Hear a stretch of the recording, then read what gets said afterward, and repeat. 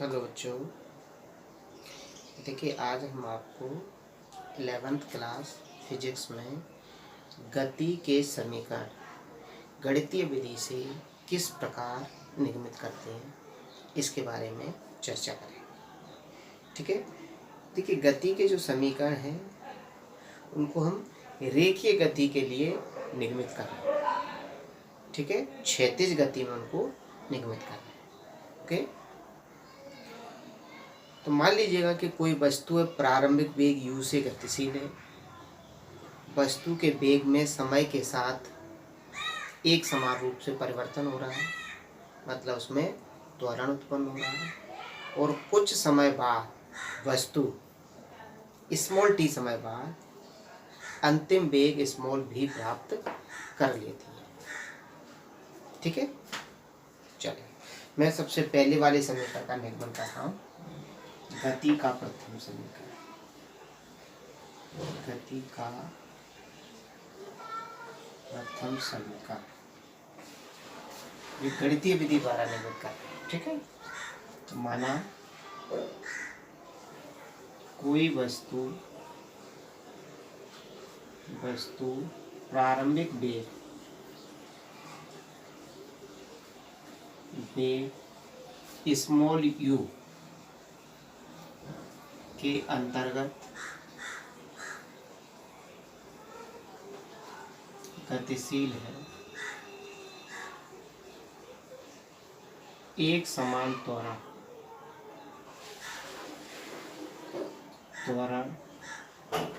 Small a से गति करती हुई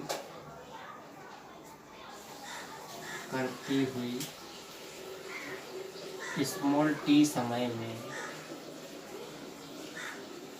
अंतिम वेग स्मॉल v प्राप्त कर लेती है।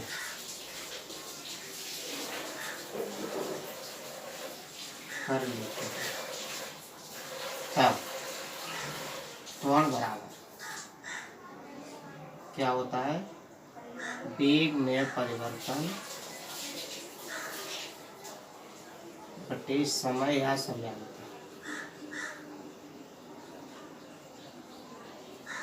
त्वरण कितना, ए वेग में परिवर्तन कैसे निकालेंगे, अंतिम वेग में से प्रारंभिक वेग को घटा देंगे, तो अंतिम वेग v माइनस प्रारंभिक वेग और बटे समयांतर t। तृतीय गुणा कर देंगे तो आ जाएगा v माइनस u बराबर 80। u को उस साइड ले जाएंगे, माइनस का है तो प्लस का हो जाएगा, तो v बराबर आ जाएगा u प्लस 80।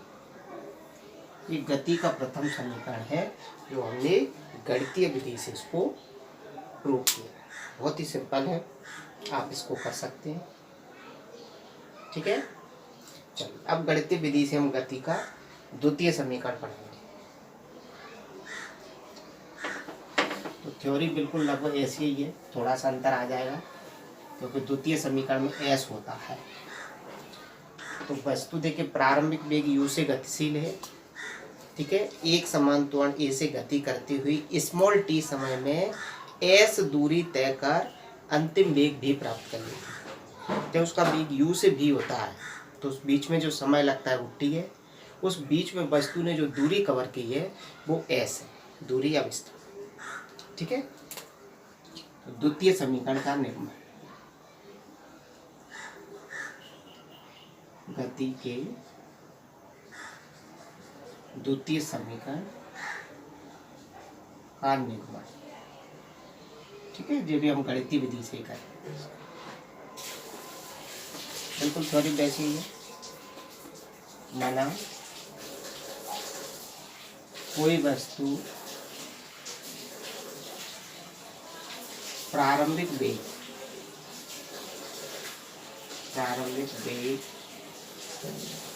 स्मॉल u से गतिशील है,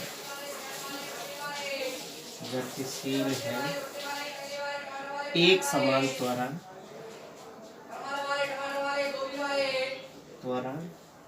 स्मॉल a के अंतर्गत गति करती हुई करती हुई स्मॉल टी समय में एस दूरी तय कर अंतिम वेग स्मॉल भी प्राप्त कर लेती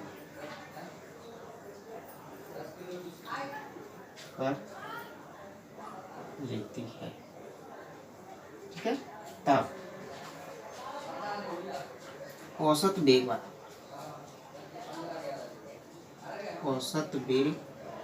भी एवरेज लिख दे रहा हूँ। भी एवरेज बराबर, देखिए औसत निकालना है हमें, तो यहाँ पर दो वेग दिए, एक प्रारंभिक एक अंतिम। औसत निकालेंगे तो दोनों को जोड़ के 2 से भाग देंगे, तो u प्लस भी बटे, या भी एवरेज बराबर u जैसे का जैसा, भी का मान रख दें। ये गति के पहले समीकरण में होता है v बराबर u प्लस ए टी, तो जी वैल्यू यहाँ रख दें, जो हो जाएगा u प्लस ए टी और पूरे के बटे 2। ठीक है, नई लाइन से u और u क्या हो जाए, जुड़ जाएंगे, तो v एवरेज बराबर 2u प्लस ए टी बटे 2। ठीक है, अब क्या करेंगे हम, अलग अलग भाग देना 2 से, तो देखिए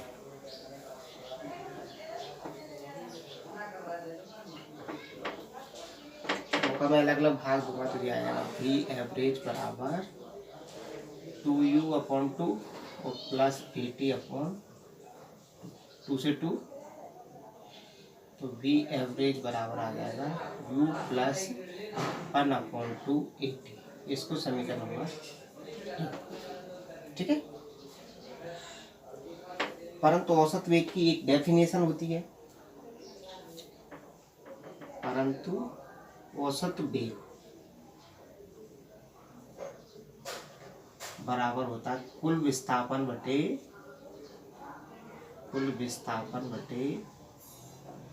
लगा कुल समय।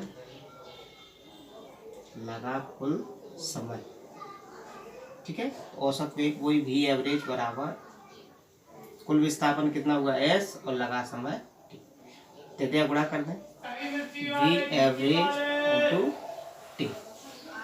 v एवरेज का मान समीकरण 1 से रखना। ठीक है, v एवरेज का मान समीकरण 1 में जो आया वो वैल्यू यहाँ पर पुट अप कर,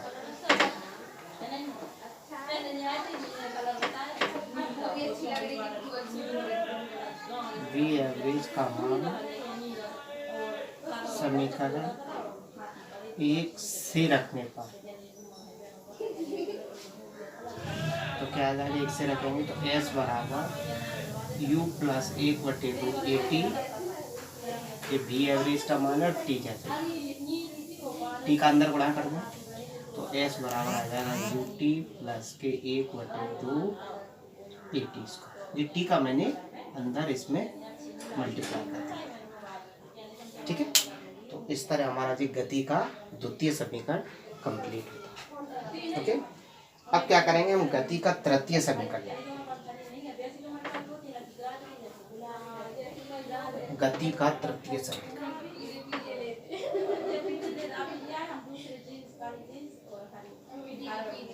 तृतीय समीकरण, तो जो भी हम गणितीय विधि से प्रूव करेंगे तो लिखना वैसे ही है। माना कोई वस्तु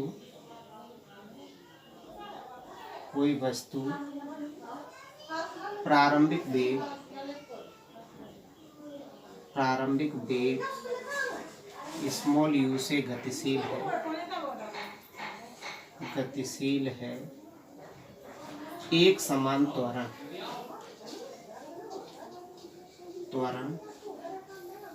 स्मॉल a के अंतर्गत गति करती हुई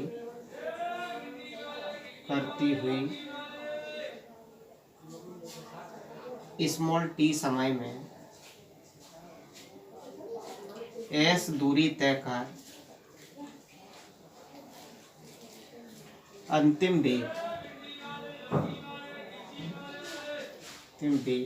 स्मॉल भी प्राप्त कर लेती है।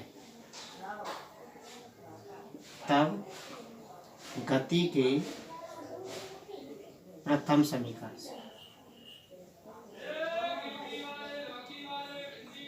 तो गति का प्रथम समीकरण v बराबर u प्लस, यहाँ से मैं t का मान निकालूँ तो क्या हो जाए b माइनस यू बराबर 8। t का मान निकालेंगे तो a से भाग दे देंगे और लेफ्ट को राइट, राइट को लेफ्ट, तो v माइनस यू बटे 8 जिस समीकरण। देखिए यहाँ जो t का मान निकाला है हमने, t का मान गति के प्रथम समीकरण से निकाला है, तो t का मान जो है इसको गति के द्वितीय समीकरण में पुटअप कर देंगे। यदि t का मान हम गति के द्वितीय समीकरण में रख देंगे और फिर उसको सॉल्व करेंगे तो गति का तृतीय समीकरण बन जाएगा। क्लियर? क्योंकि तृतीय समीकरण में t नहीं होता है, इसलिए t को हटाने के लिए हम क्या करते हैं, समीकरण 1 से t का मान निकालते हैं और इसे समीकरण 2 में पुटअप कर देते हैं। क्लियर? गति के द्वितीय समीकरण, तो गति का द्वितीय समीकरण होता है s बराबर ut प्लस 1/2 at, या t का मान रखना, t का मान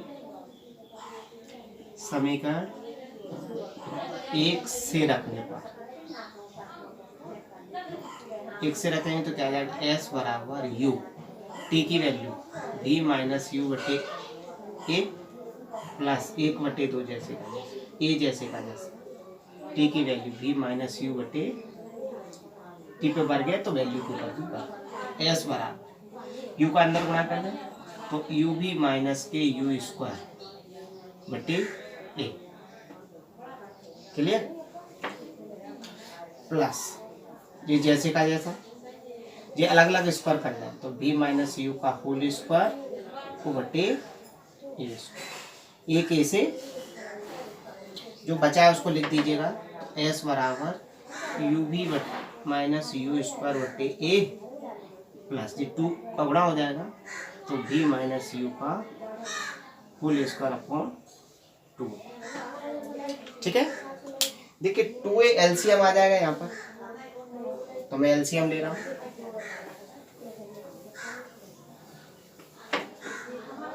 ये आ जाएगा s बराबर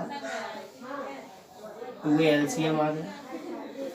अब एलसीएम में इसका भाग देंगे, a का कितनी बार जाएगा, 2 बार, और 2 का ऊपर का जो हो जाएगा 2uv माइनस के 2u स्क्वायर प्लस, अब 2a का एलसीएम में भाग देंगे तो 1 बार जाएगा और 1 का ऊपर भाग, तो v माइनस यू का होल स्क्वायर, 1 का गुणा करेंगे तो कोई अंतर नहीं आएगा।